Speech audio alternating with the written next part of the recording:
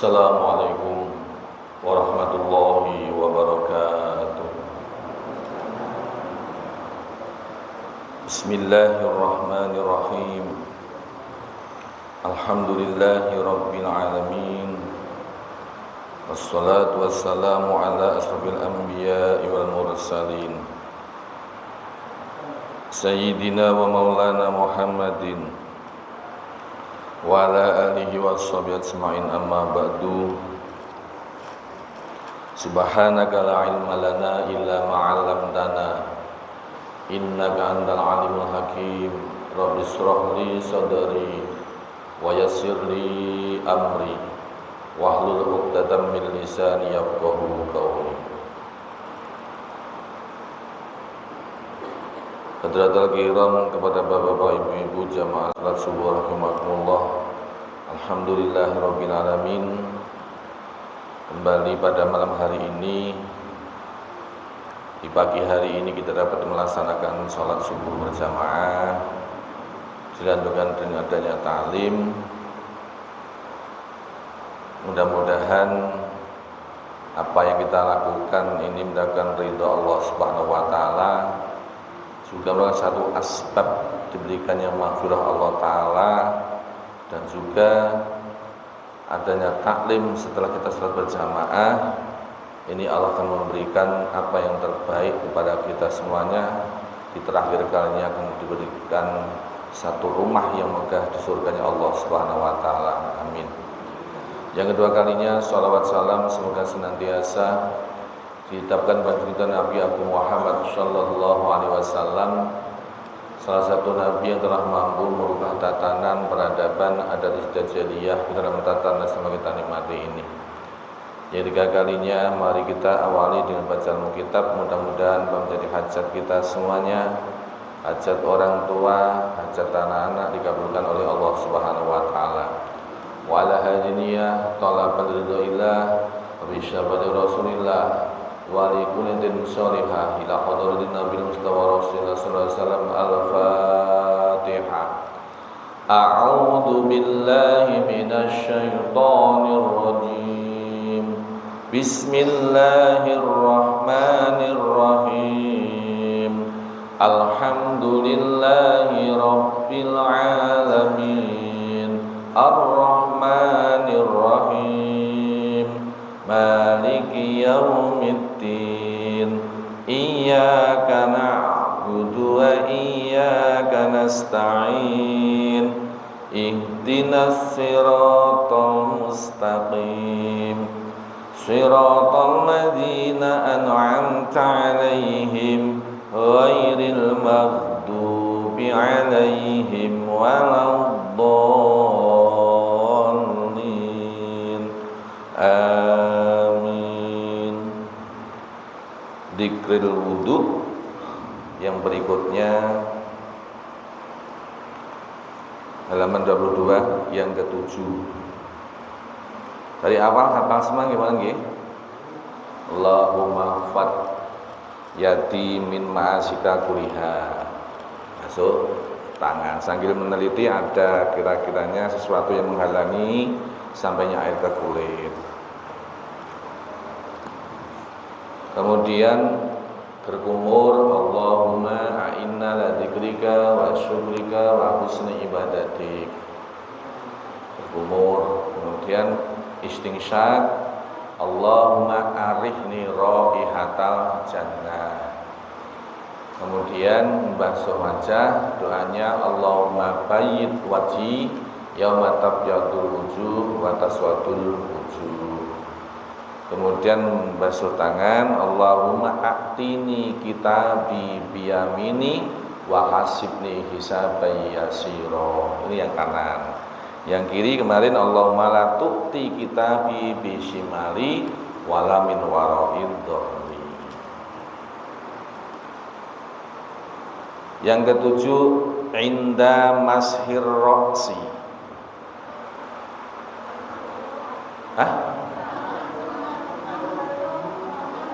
Enam. Suruh. Oh. Inda ghuslil yati. ketika membasuh tangan. Al-yusra yang kiri. Al-yusra yang kiri. Doanya Allahumma ya Allah,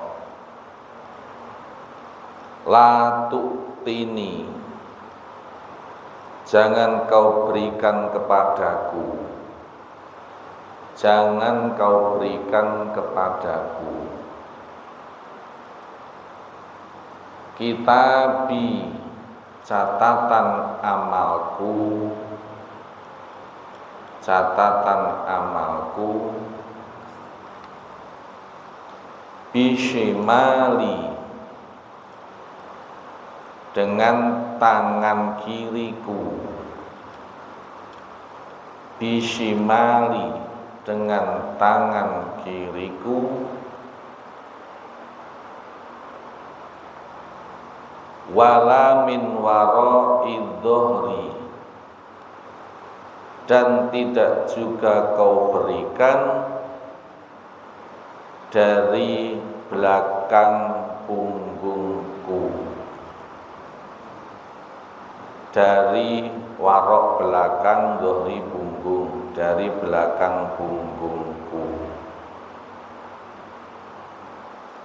Allahumma la tu'ti kitabi bishimali wala min wara'i dhuhri, wala min wara'i dhuhri. Langsung hafal ya, langsung hafal. Apa itu praktek nih? Apa? Sambil menghadap tulisan andai kata tidak ada, tulisan kecil ditulis. Saya ulang lagi. Doa ketika membasuh tangan yang kiri, Allahumma la tu'tini kitabi bishimali wala min wara'i dhuhri, ya Allah, jangan kau berikan catatan amalku kepadaku dengan tangan kiriku, dan juga bukan dari, atau jangan kau berikan catatan amalku dari belakang punggungku. Saya yakin lagi kalau itu harian itu kita gunakan, hafal di luar kepala sudah.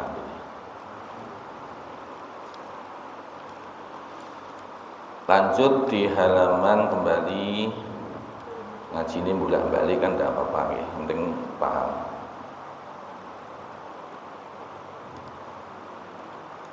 Soal manajasatu.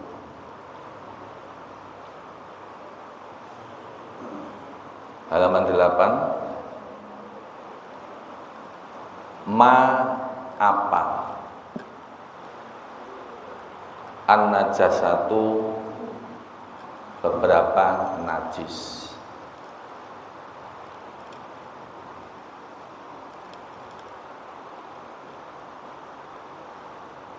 Jawab, hiya, adapun najasah,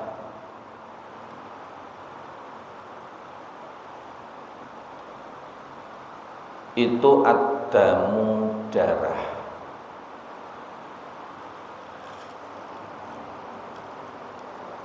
wal qoihu, dan nanah, darah busuk,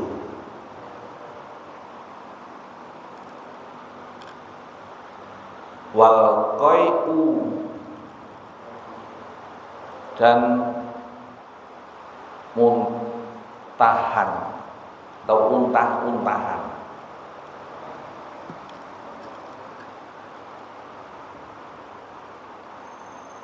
wal khomru, dan khomer, arak,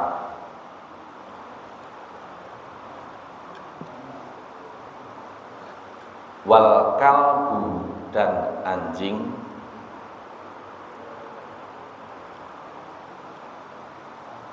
wal khinziru, dan celeng atau babi,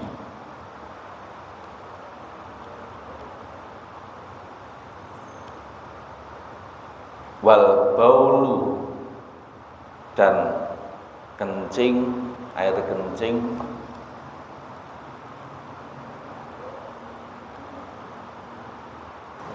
wal ghaitu, dan tai,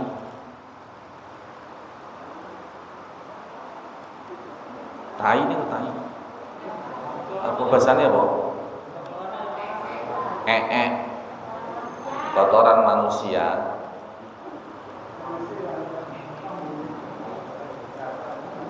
Warrausu,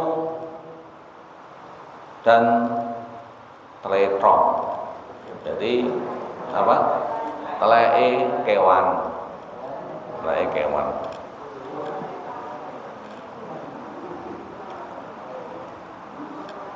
Angel ya bahasa Jawa. Ma itu apa? Apa itu? Soal. Al-auratu, aurat. Apa aurat itu?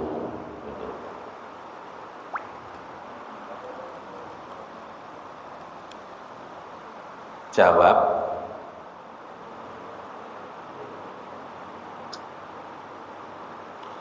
Auratur rajuli,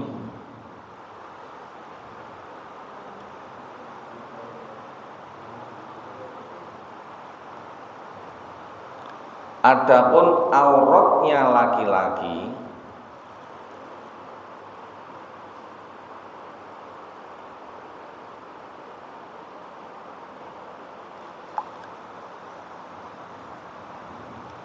itu ma perkara,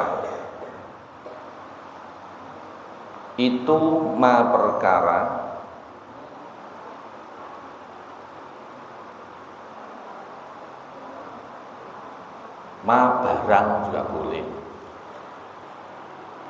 Baina surati, di antara udel, apa jenis? Pusatnya apa? Udah ngerti. Pusatnya udel. Warrubati, dan lutut.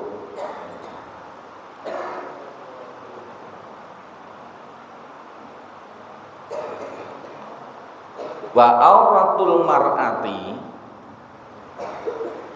adapun auratnya perempuan,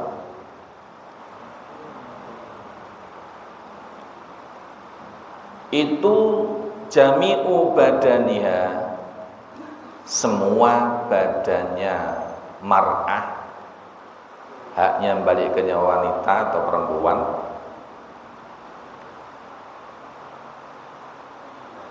illal wajha,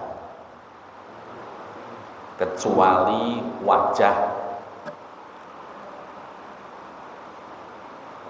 wal kaffaini, dan kedua telapak tangan, wal kaffaini, dan kedua telapak tangan. Itu aja. Ini sudah saya plot ini 222, insya Allah tanggal selawi selesai. Pokoknya satu juz 1 ini selesai sebulan dan bisa nanti dipraktekannya. Bismillahirrahmanirrahim. Man najasatu, apa najis itu? Najis. Ini jenis dari najis. Jawabnya adalah najis itu berupa darah. Berarti ketika jenengan napa dicokot nyamuk kindi ini loh. Kindi bahasa apa? Kenyang. Nyamuk kenyang terus mau dikeplek, darahnya keluar, ini najis. Tapi kalau nyamuk tok tidak ada darahnya, nyamuknya tok itu tidak najis, cuma harus dibuang. Plek mati diketek. Tapi kalau ada darahnya najis. Yang kedua adalah koeh, itu nanah darah busuk. Darah busuk itu najis. Udunen, nah, udunen kan itu kan darahnya kan busuk. Ketika itu dipelotot, apa dipelotot maksudnya ini? Dikeluarkan, dan itu kalau masih di dalam nggak najis, tapi kalau sampai keluar, delewer itu najis. Kemudian wal qai'u, untah-untahan,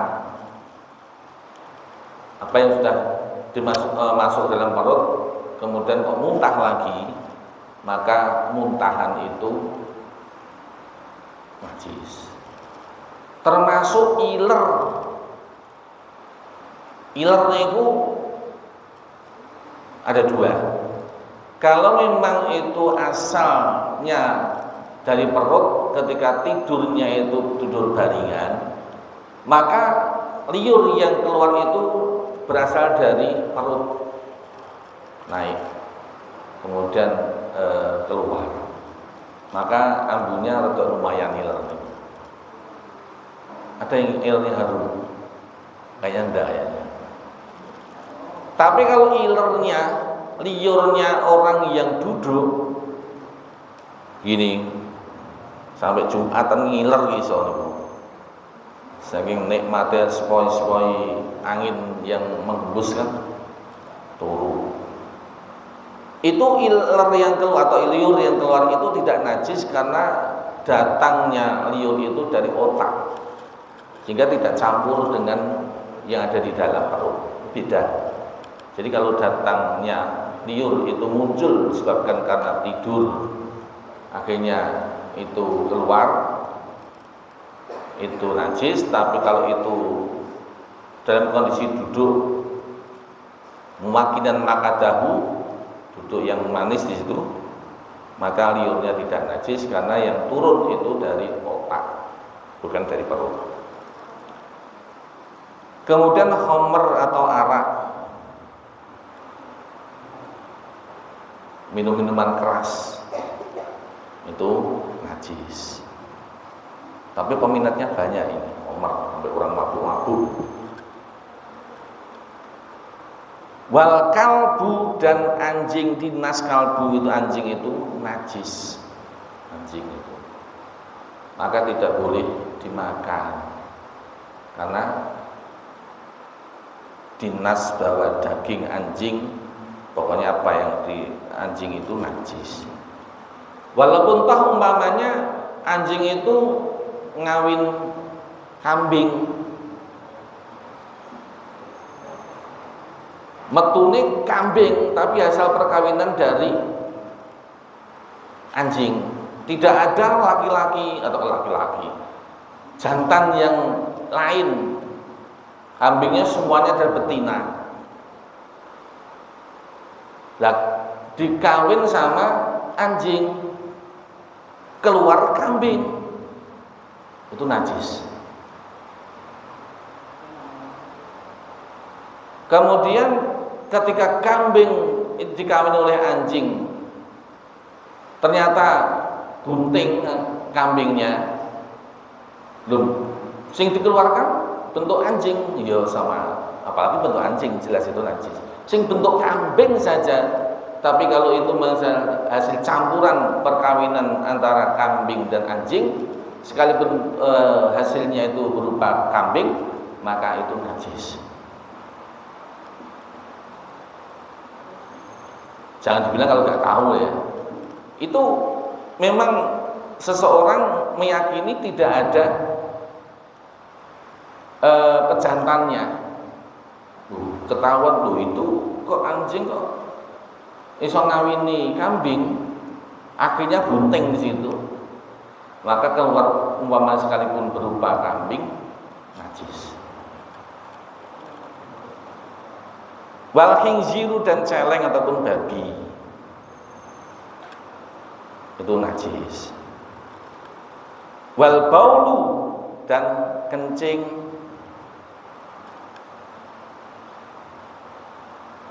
Ya kencingnya dewe kah, kencingnya orang lain lah itu najis.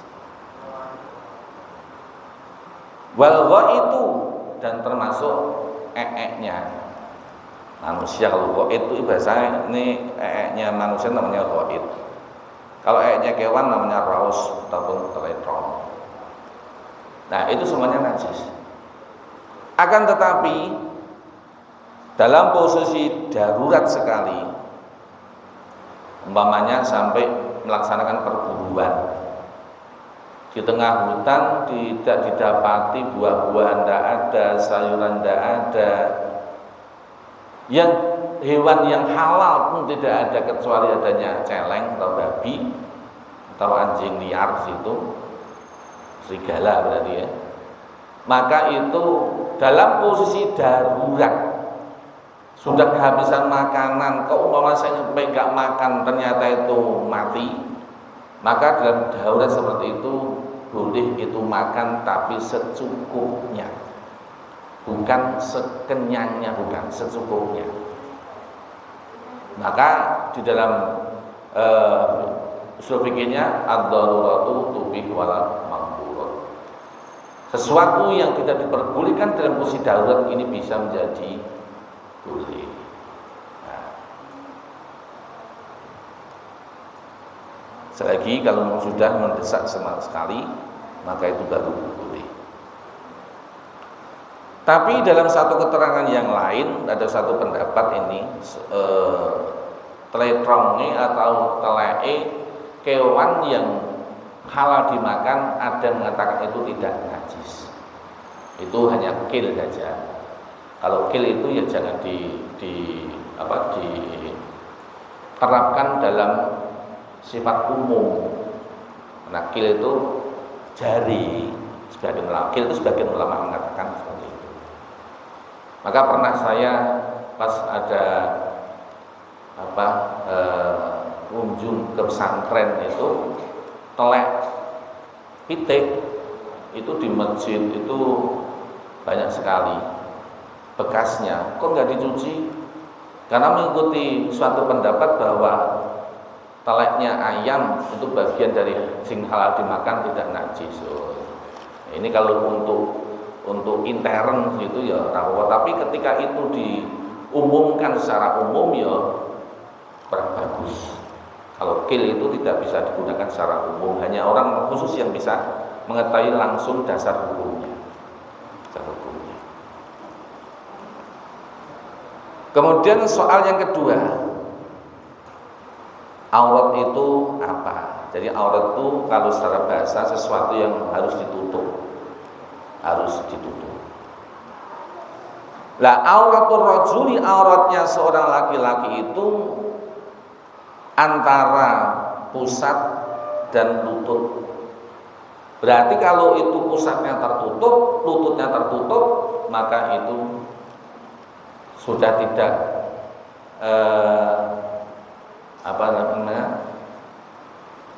sudah tidak kelihatan auratnya. Makanya beli celana kulot, celana jojon kan, tinggi kan, sampai sanduri udel, bawahnya sampai bawah lutut, dan itu ngepres di bawahnya, ketika jengking sekalipun nggak kelihatan lututnya. Nah, maka itu andai kata dibuat untuk sholat pun sah. Tapi selagi jangan digunakan ini secara umum. Dalam kondisi darurat ini bisa.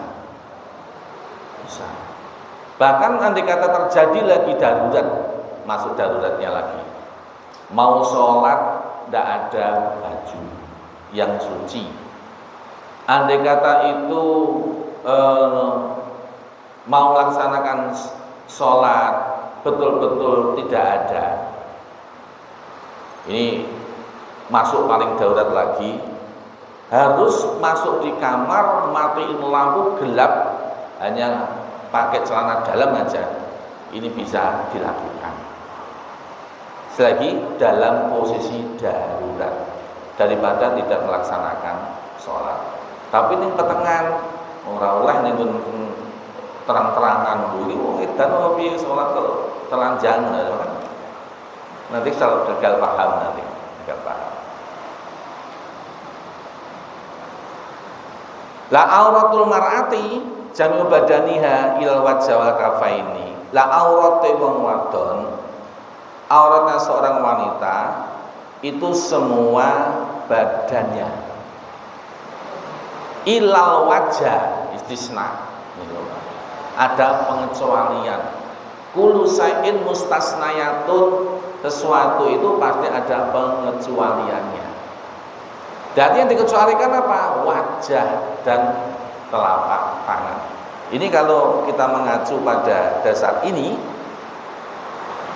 berarti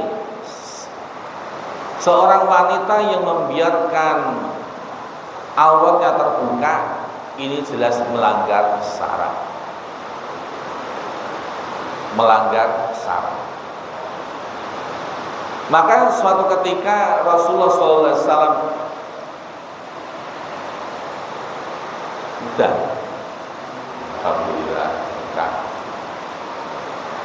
Rasulullah SAW ini pernah menangis karena mengingat ketika Isra Mi'raj melihat wanita yang digantung rambutnya, otaknya mendidih,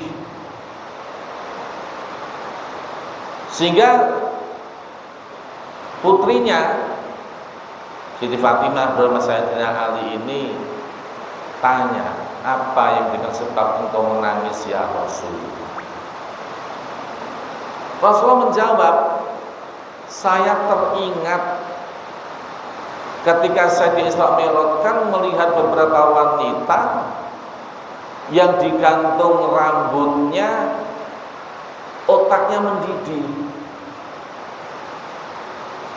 Kemudian balik tanya si Fatimah itu, terus apa kesalahan mereka? Jawab Rasul, mereka orang yang tidak mau menutup auratnya, rambutnya. Maka kalau kita punya anak, istri, itu jangan biarkan keluar rumah dengan membuka aurat. Karena tadi dasarnya auratnya wanita seluruh anggota badan kecuali wajah dan telapak tangan. Itu pun kalau dalam satu kitab yang lain ada penjelasan auratul mar'ati fi shalah. Auratnya wanita ketika dalam melaksanakan salat itu semua badan kecuali wajah dan telapak tangan. Berarti kalau itu yang dimaksud di luar sholatnya, bisa itu semua badan. Bagi mereka yang ada kemampuan, kesanggupan, kesiapan memakai niqab, pakai cadar ya monggo silahkan. Tapi jangan sampai mengatakan ini loh aku sing paling bener. Ya tidak seperti itu. Tidak harus membenarkan dirinya sendiri. Karena ketika haji sekalipun, ketika melaksanakan tawaf, seorang wanita itu juga harus menutup aurat kecuali wajah dan telapak tangan. Malah justru ketika menutup wajah harus membayar denda. Maka berdasar dengan itu, andai kata di masyarakat kita sekarang pengen viral, ibu-ibu, anak-anak semuanya pakai niqab, semuanya kelihatan matanya aja semuanya, dia monggo, asal tidak membenarkan dirinya sendiri, kemudian menganggap orang lain yang hanya menutup rambutnya tetap buka wajah itu salah, ya jangan. Ya minimal itu rambutnya ditutup, anggota badan yang kecuali wajah dan telapak tangan. Tapi ketika kita itu melihat di mall kan macam-macam, rambutnya sing ijo, ana sing pink, ana sing kaya jagung. Seolah-olah memperlihatkan keindahan rambut yang dimilikinya, padahal itu aurat sing kudu ditutup. Lah resikonya nanti di akhirat akan digantung rambutnya, cantolnya maktul, api itu di bawah otaknya yang mendidih. Maka alhamdulillah kalau masyarakat tuh, saya yakin sesering mungkin mengikuti pengajian yang saya katakan kemarin, itu akan ada sentuhan sehingga masyarakat ini teropeni. Kayak tadi malam saya menyampaikan di daerah Sungai Pinang, kebetulan ada jadwal di Sungai Pinang di malam. Saya menyampaikan kultum, ya gitu. Taklim habis sholat jamaah itu bukan semata-mata hanya pengen memeriahkan, pengen meramaikan masjidnya, bukan hanya seperti itu. Jauh dari itu adalah perintah dari Nabi Muhammad SAW. Nah, kalau kita bahas ilmu itu, barang siapa yang sholat berjamaah, wajalasa fi haqatil ilmi, dan kemudian duduk dalam satu lingkaran ilmu, majelis ilmu, wasami'a kalamallahi, dan mendengar kalam-kalam Allah, wa amila bi, dan mau mengamalkannya, maka mudah-mudahan doa wudu minimal tadi tidak praktekkan. Nanti bab sholat selesai masuk di sholat itu dipraktekkan, maka Allah akan memberikan kepadanya sitata asya'a, 6 perkara. Nah, saya yakin ketika itu sering mendengarkan pengajian, ada penjelasan bab hukum Islam, haram, halal, makruh, mubah. Ketika ada penjelasan haram adalah sesuatu perkara, jika itu dilakukan itu dosa, jika ditinggalkan mendapatkan pahala. Lah, otak kita ini sadar perbuatan yang baik, perbuatan yang buruk itu sadar. Oh, ini enggak benar, oh ini salah, ini sadar. Nah, karena sesering mungkin mendengarkan nasihat-nasihat, akhirnya Allah berizki betul-betul ini terseleksi. Makanya Allah berikan ar-rizqa minal halal, rizki yang halal. Tidak wani ngajine rajin tapi uripe karpe dhewe niku, saya yakin tidak ada model-model itu. Karena sentuhannya adalah sentuhan hati. Yang keduanya, selamat dari azab kubur. Selamat dari azab kubur. Kalau seorang ulama besar Abdullah Samarqandi mengatakan gini, tolong Hendri, ini direkam, nanti tak nyanyi dulu.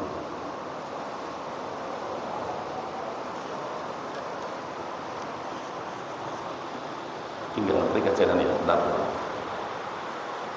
Idza aratta ayan jua min adzabil qabr, jika kamu ingin selamat dari azab kubur, fa'alaihi ayulazima arba'ata asya'a, maka wajib baginya untuk istiqomah melaksanakan 4 perkara.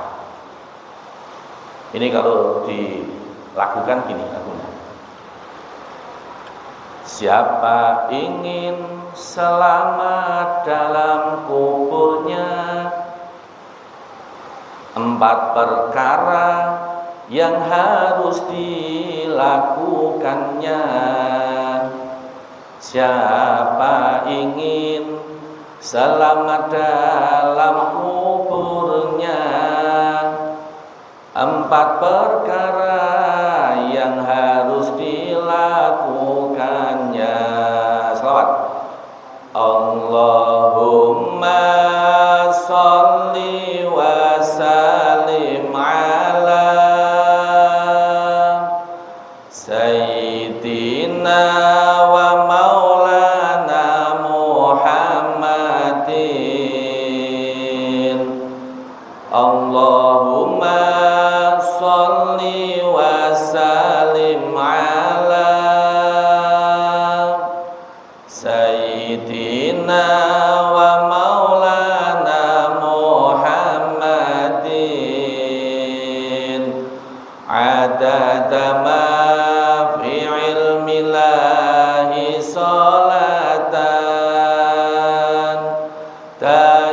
Daimatan bidawami mulkilahi. Yang pertama, jaga sholat 5 waktunya. Yang kedua, sedekah dilakukannya. Yang pertama, jaga sholat 5 waktunya. Yang kedua, sedekah dilakukannya. Yang ketiga, Al-Quran dibaca-baca. Yang keempat, baca tasbih sebanyak-banyaknya. Allahumma sholli wa sallim ala Sayyidina wa maulana Muhammadin adada ma fi ilmillahi salatan daimatan bidawami mulkilahi. Itu Abu Las mengatakan seperti itu. Man aroda sing sapa wonge,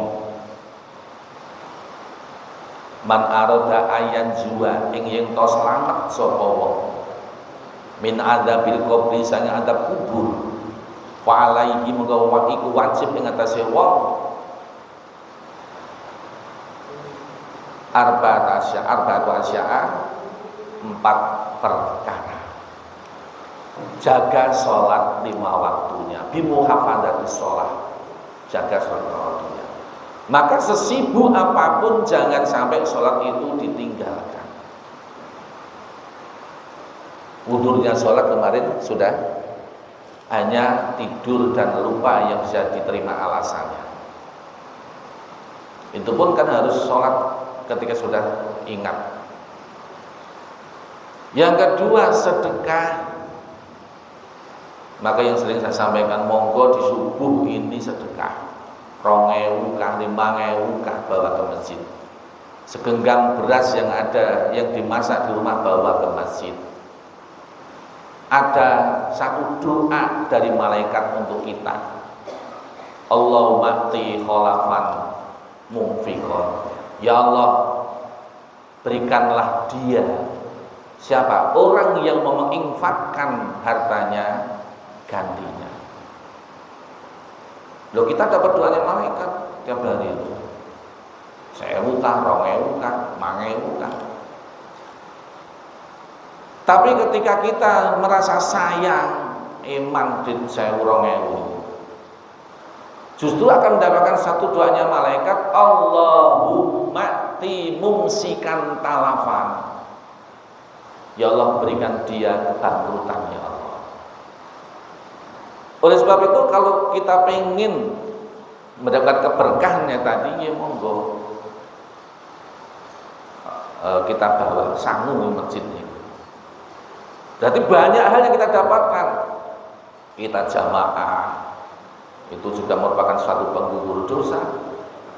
Dapat doanya malaikat, Allahumma ighfir lahu, ampuni dia ya Allah, Allahumma arhamhu, kasih sayangi dia ya Allah, Allahumma tub alaihi, terima tobat dia ya Allah. Tambah lagi sedekah tadi dapat doanya malaikat. Insya Allah kalau kita mengerjakan semuanya, hidup kita nanti akan tertata dengan sendirinya. Karena termasuk kita golongan orang yang taat kepada Allah Subhanahu wa taala.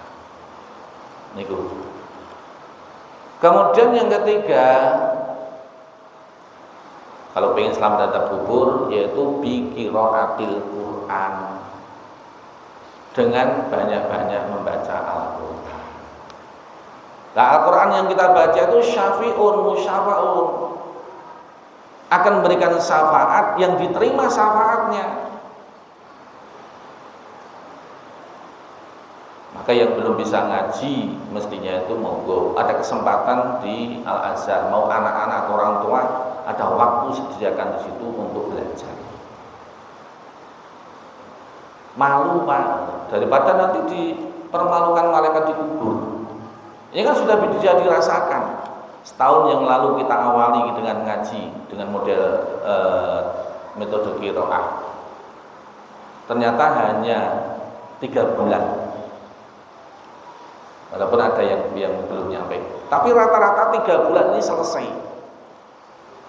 Selesai artinya sebelumnya belum bisa baca sampai bisa membaca.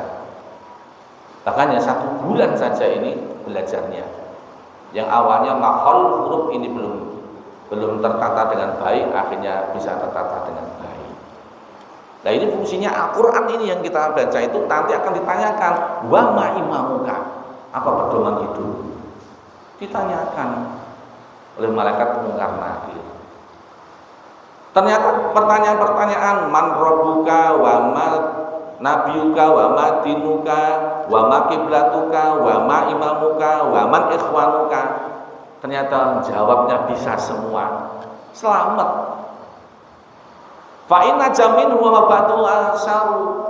Barang siapa sudah selamat dari azab kubur, maka perjalanan yang setelahnya menuju akhirat ini akan lebih mudah, lebih gampang. Tapi ketika dikubur tadi tidak bisa jawab, maka akan susah, sulit. Udah kebui duluan. Ada orang yang rotok ngengkel itu. Ini dikubur itu saya yakin ini enak itu. Ini orangnya orang ngengkelan. Kalau nggak enak kan mesti pulang. Ya bagaimana mau pulang? Kubur ini ketika itu bagi orang yang memang persiapan nggak ada, nyepit hingga tulang belulangnya itu meresap. Bereiso mulai itu malah nggak mungkin bisa pulang karena sudah mendapatkan siksa. Lah, wa malam yang jumin wa ma ba'dahu asyadu, barang siapa yang sudah tidak selamat dari kubur, maka perjalanan setelahnya menuju akhirat ini akan lebih berat. Jadi kemudahan itu dapat dilihat di awal, yaitu di alam barzah yang namanya alam kubur. Nah kita sendiri nggak tahu kira-kira nanti selamat atau tidak, kita nggak ngerti. Nah ternyata ketika ikut jamaah, ikut ngaji ini wayanju min adzabil qabri, bisa menjadikan asbab diselamatkan dari azab kubur. Makanya sering saya ajak ayo do ngaji, ayo do jamaah. Niku perlu apa? Pengen menyelamatkan warga, pengen menyelamatkan masyarakat. Dan nanti saya dapat tuntutan, sampean punya ngerti, kok nggak menyampaikannya, ya saya nanti akan beralasan argumen, wes tak ajai. Ya karena tidak mau ya sudah, kalau maunya sendiri. Jadi nanti saya akan ditanya juga. Ditanya, saya punya argumentasi, saya sudah menyampaikannya. Karena mereka tidak ikut, ya sudah semuanya terserah bagi mereka. Nah maka monggo di lingkungan masjid setidaknya ada waktu memang disediakan untuk belajar, bertalim, ya kita bisa ikut. Kalau memang tidak ada kegiatan di rumah, ikut, karena fadilahnya luar biasa tadi. Wa yu'ta kitabu biyaminihi, catatan amalnya diberikan tangan kanan. Ini luar biasa. Alamatnya, hisabnya gampang. Namun nanti siratal mustaqim dapat kilat. Kemudian Allah akan bangun satu rumah yang megah, yang mewah, yang asal bangunannya, dasar bangunannya itu dari yakut yang warna merah. Kita lu akik sitok yang duwe sing yakut nih. Mau nanti kok bangunan surga itu rumahnya terbuat dari yakut. Betapa besarnya rumah itu karena memiliki 40 pintu, ya Allah. Makanya sing rajin istiqomah di dalam belajar. Insya Allah selamat, insya Allah. Amin. Kemudian kembali di permasalahan 2 tadi, bentuk najis dan juga aurat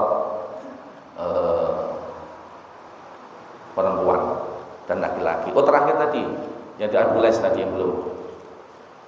Pengen selamat dari kubur, di samping tadi menjaga sholat 5 waktu, sedekah, baca Al-Quran, bikasroti tasbih, dengan banyak membaca tasbih. Satu amaliyah jalbur rizki, penarik rizki. Niki saya dapat ijazah dari guru.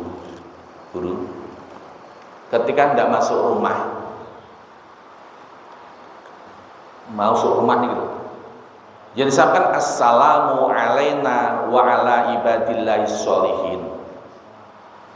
Kemudian baca surat Ikhlas 1 kali, qul huwallahu ahad Allahu shamad lam yalid walam yulad walam yakul lahu kufuwan ahad, dan membaca subhanallah walhamdulillah wala ilaha illallah wallahu akbar baru masuk rumah.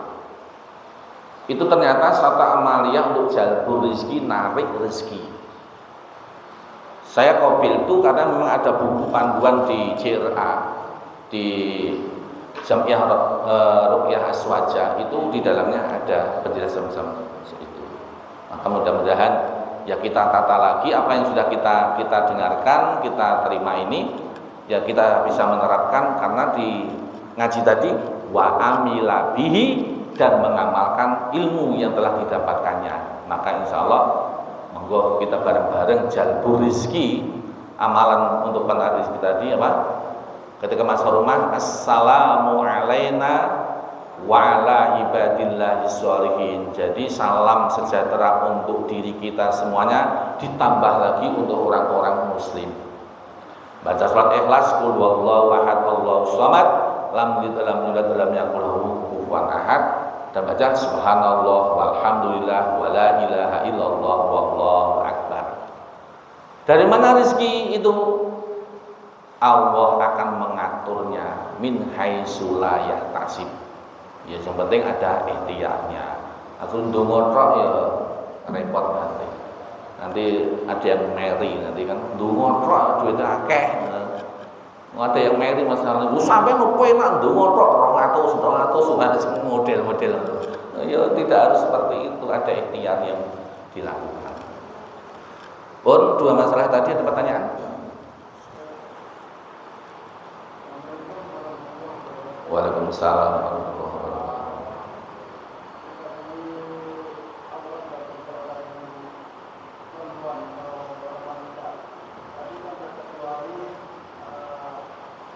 Wajah kecuali wajah dan kedua telapak tangan. Nah, tadi Pak Ustaz juga bilang katanya kalau orang sholat menutup wajahnya itu juga kena dosa. Nah, bagaimana bagi yang bercadar? Hukumnya bagaimana waktu sholat itu yang bercadar? Terima kasih. Bagi mereka yang bercadar, bagaimana Pak itu? Kalau itu kita melihat dari dasar ini, anggota sujud yang ada ini kan al-jabhatu, batruk. Kalau ini batruknya, cadarnya ini sampai di apa jenenge? Alis, berarti ini sudah melanggar aturan. Berarti akdul sujud yang pada jidatnya ini tidak terpenuhi. Wong terbuka saja, ternyata ketika itu melaksanakan sujud berada di atas makanannya sendiri, itu pun tidak sah. Apalagi yang tertutup. Kalau laki-laki sholatnya gini. Ini saya pernah lihat jadi imam, sampai saya itu imamnya sholatnya pura-pura aja di masjid rumah sakit umum. Ya Allah, ini asli imamnya kah atau lain? Ini sholatnya betul-betul ini gini, nggak tahu aturan, cara nggak tahu fikih, jadi sujud ini betul-betul songkoknya ini yang buat sujud ini. Kan mestinya kan jidatnya ini harus dibuka, ibu-ibu juga harus demikian dibuka itu. Berarti sujudnya tidak sah yang pakai niqab. Lah kalau mungkin di sini aja mungkin masih bisa maklum lah, karena tidak menjadi satu rukun dari sholatnya. Tapi kalau di Mekah itu ketika tawaf sekalipun kan harus buka wajah gitu. Andai kata menutup itu kena denda. Dendanya itu memotong kambing lah. Lah pas bersamaan saya itu dulu ada yang kayak gitu, tak ingatkan, sampai tuh tidak boleh pakai cadar, ini aturannya. Sampai harus bayar denda. Ndak gelem orangnya, ya sakarepmu. Artinya perjalanan yang jauh dengan biaya yang besar itu kalau tidak hati-hati, ya malah tidak sah atau batal dan dia harus mengulang mestinya. Ya kalau naik duit, kalau tidak. Nah ketika saat kemudian ini harus dibuka jidatnya ini. Tangan juga harus nempel. Kok ternyata pakai sabtu apa sih? Kaos tangan ya tidak boleh. Kalau kaki tidak apa-apa. Kemarin sore ini nanyakan. Jadi kalau pakai cadar sekalipun di saat sholat harus tetap dibuka. Tidak tuh klip-klip mripate tok. Nah ini tidak boleh itu. Tidak boleh. Oke nih. Yang lain?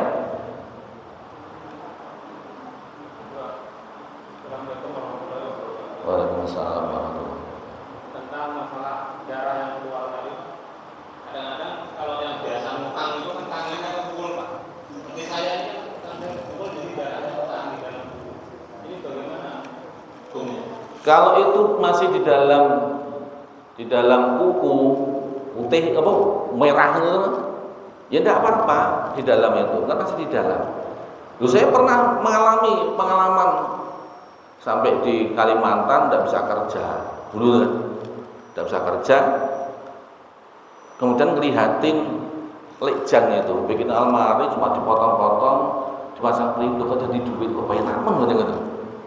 Namanya di pondok nggak pernah kerja, saya ikut-ikutan lah saat itu gaji, menggok gaji nggak saya siku, ya Allah, ternyata gaji aja susah. Aku ngeliatin kok penak betul orangnya itu. Nah akhirnya suatu ketika jajal malu orang kan sekarang penak tuh tak buantar nih, gak kena pakunya kena jempolku, ya Allah, seminggu malah gak iso nyambut gawe aja nih. Gara-gara kok tangannya merempul keluar darahnya, tidak harus keluar tapi apa darah yang beku di dalam itu enggak apa-apa kalau itu masih di dalam kulit atau di dalam kuku. Yang jadi soal itu kalau sampai moncrot, nah itu baru najis.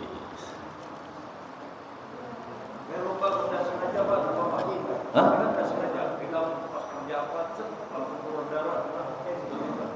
Ya kalau nanti pas sholat ya dibersihkan gitu aja kan, ya dibersihkan.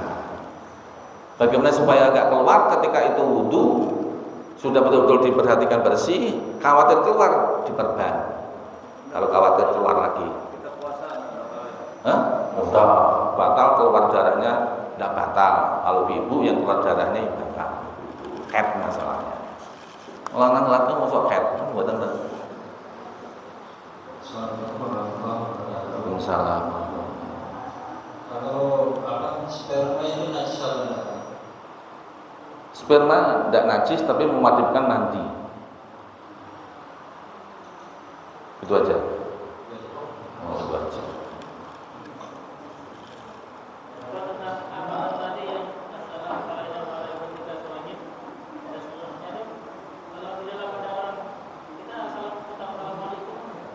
Boleh itu didahului assalamualaikum, tidak apa-apa, ada dalam-dalamnya. Kalau itu pakai assalamualaikum warahmatullahi wabarakatuh, sekalipun orangnya di dalam rumah nggak ada, pakai assalamualaikum warahmatullahi wabarakatuh, ini kita mendoakan pada diri kita sendiri dan juga pada orang-orang muslim yang lain. Sekalipun orangnya nggak ada, assalamualaikum warahmatullahi wabarakatuh. Langsung hafal itu nggih, langsung hafal. Jadi diingatkan mlebu omah, assalamualaikum warahmatullahi wabarakatuh, qul huwallahu ahad, Allahus samad, lam yalid walam yulad walam yakul subhanallah walhamdulillah wala ilaha illallah wallahu akbar. Ya lanjut apa?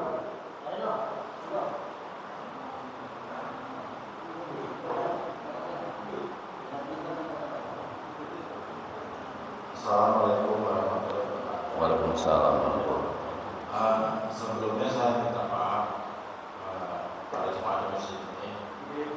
Ketika saya sering bertanya, mungkin ada pertanyaan saya sedikit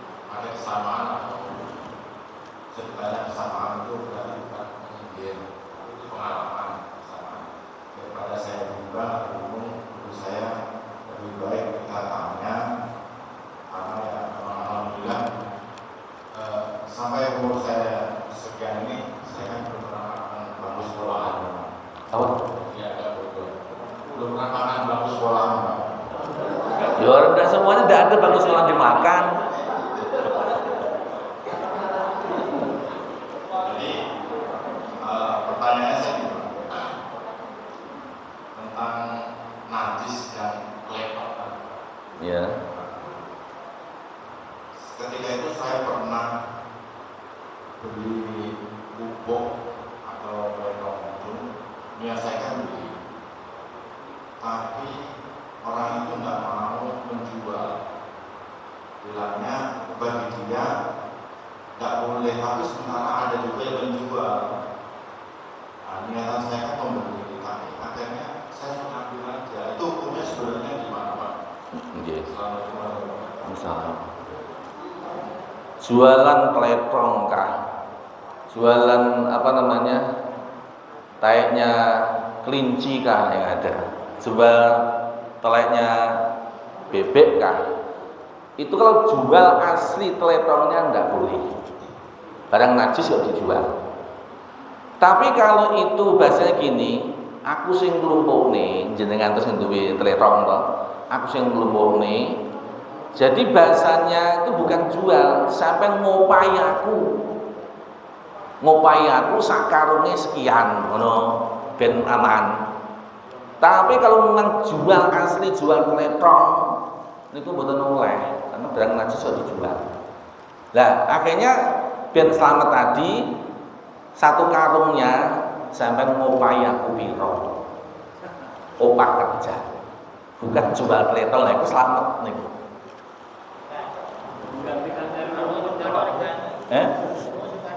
Lah nggih. Cara sakarunge niku sampean ngopai aku sekian. Lah akhirnya nak sing butuh ki gelem nggih. Nggih monggo ora gelem ya wis ngono kok to. Maka supaya selamat tuh maksud saya.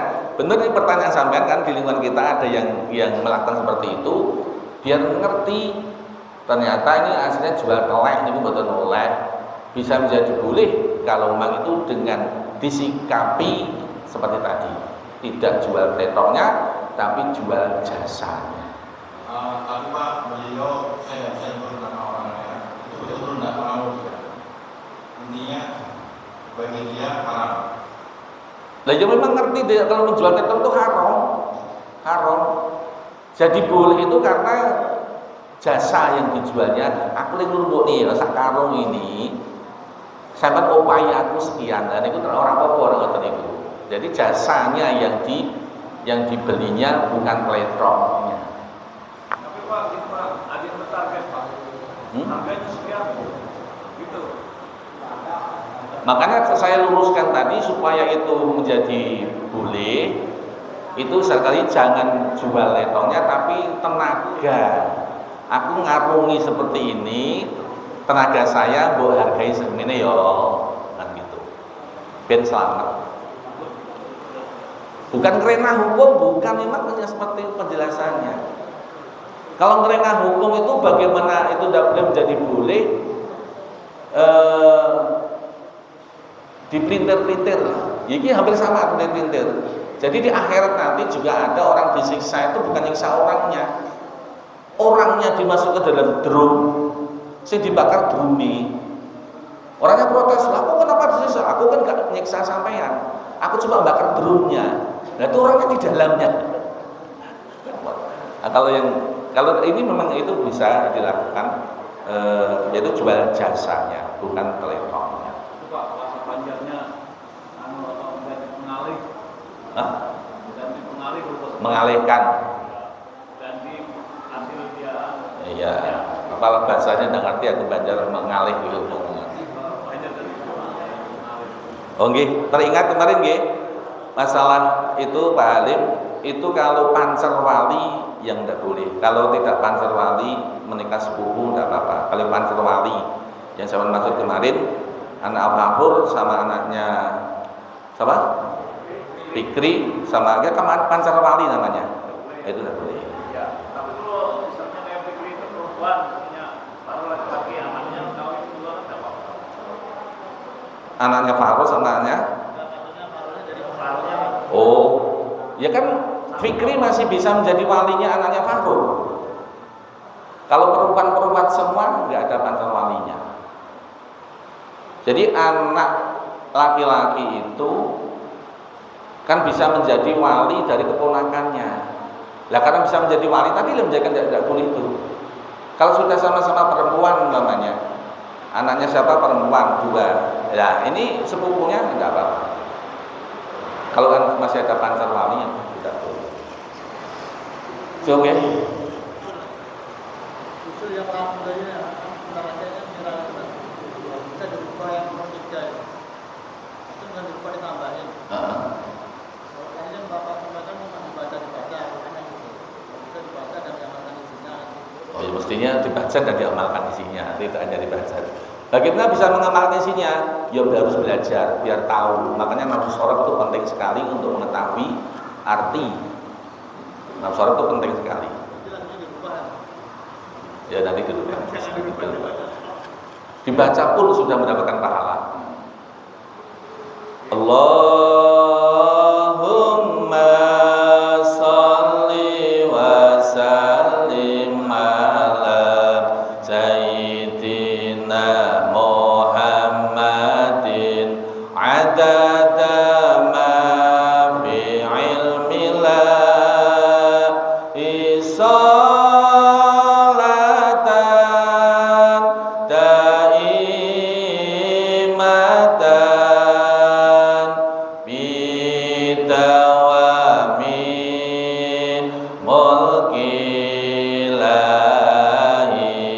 solatan daimatan bidawami mulkilahi Allahumma cukupono luberono keluarga sehat kabeh beras akeh duit akeh kanggo sangu lunga kaji barokahe Kanjeng Nabi mugi Allah ngijabahi apa sing dijaluki monggo Allahumma sholli wa sallim ala sayyidina Muhammadin adada ma fi ilmillah isolatan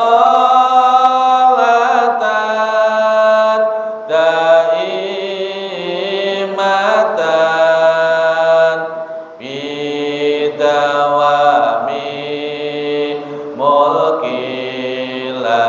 mulkilahi solatan daimatan bidawami mulkilahi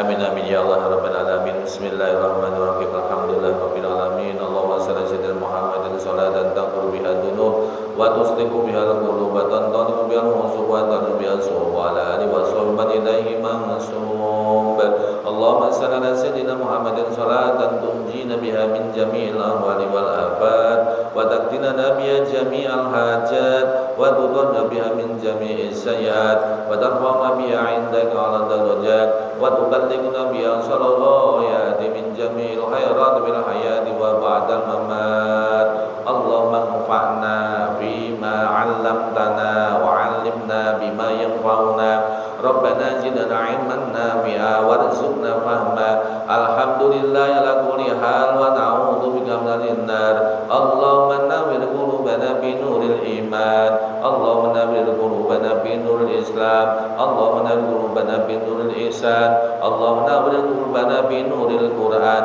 Allahumma nawwir qulubana bi nuri hidayatika kama nawwartal ardu bi syamsika abadan abada bi rahmatika ya arhamar rahimin Rabbana taqabbal minna salatana wa siyamana wa qiyamana wa ruku'ana wa sujudana wa ta'aswana wa tadarruana wa ta'abudana كل عمل صالحاتنا وتمم تقصيرنا يا الله يا رحمن يا رحيم برحمتك يا أرحم الراحمين نسألك رضاك والجنة ونعوذ بك من سخطك والنار نسألك يا الله حسن الخاتمة ونعوذ بك من سوء الخاتمة ربنا آتنا في الدنيا حسنة وفي الآخرة حسنة وقنا عذاب النار وادخلنا الجنة الأبرار يا عزيز يا غفار سبحان ربك رب العزة عما يصفون وسلام على المرسلين والحمد لله رب العالمين تقبل الله منكم منا تقبل يا كريم